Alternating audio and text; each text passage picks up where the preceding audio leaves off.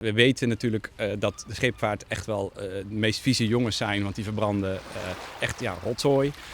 Met andere woorden, als er heel veel meer scheepvaart de Westerschelde op gaat varen naar Antwerpen, met de grote uitbreiding die daar op stapel staat, dan maken wij ons daar zorgen over. En die zorgen zijn serieus, vindt D66 Hulst. Want uit statistieken van het CBS blijkt dat in de gemeente Hulst jaarlijks 16 personen vroegtijdig overlijden aan luchtwegaandoeningen. En die aandoeningen zijn niet mis. Het kan gaan om astma, longkanker en beroertes. Een van de oorzaken is dan het inademen van slechte lucht. En dan heb je het dus over allerlei luchtwegaandoeningen die uiteindelijk voor ellende zorgen. Uitbreiding van de Antwerpse haven kan op Zeeuws-Vlaanderen heel wat impact geven.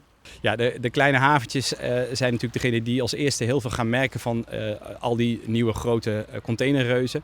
Want we hebben het over een 3000-tal, de allergrootste vervoersbewegingen. Dus dat zijn ook degenen die het meest uitstoot gaan geven en het meeste golfslag voor die kleine haventjes gaan geven. En dat zijn echt mini-tsunamitjes, dus dat heeft heel erg veel impact.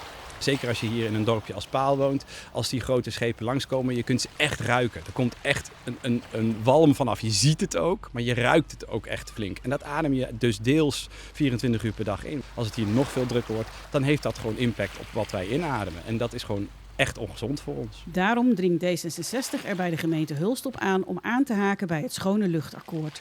3 jaar geleden werd dit ook al aangekaart. Toen werd het idee door een meerderheid van de gemeenteraad verworpen. Nu wordt er opnieuw een poging gedaan. Het Schone Luchtakkoord is een landelijk initiatief waar je als gemeente bij kunt aansluiten. En dan krijg je rijksgelden voor allerlei projecten te kunnen gaan draaien. De subsidies.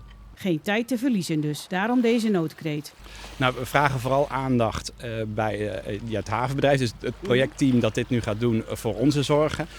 En we geven ook heel duidelijk aan het college aan van jongens, dit willen we ook als speerpunten. Dat het college aan tafel gaat zitten met, en denk ik ook de provincie dat het een hele verstandige is, dat die ook aan tafel gaat zitten over deze uitbreiding.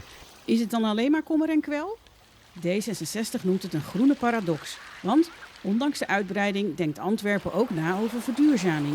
Ja, we zien echt wel dat er hele goede plannen zijn. Alle kranen moeten elektrisch worden.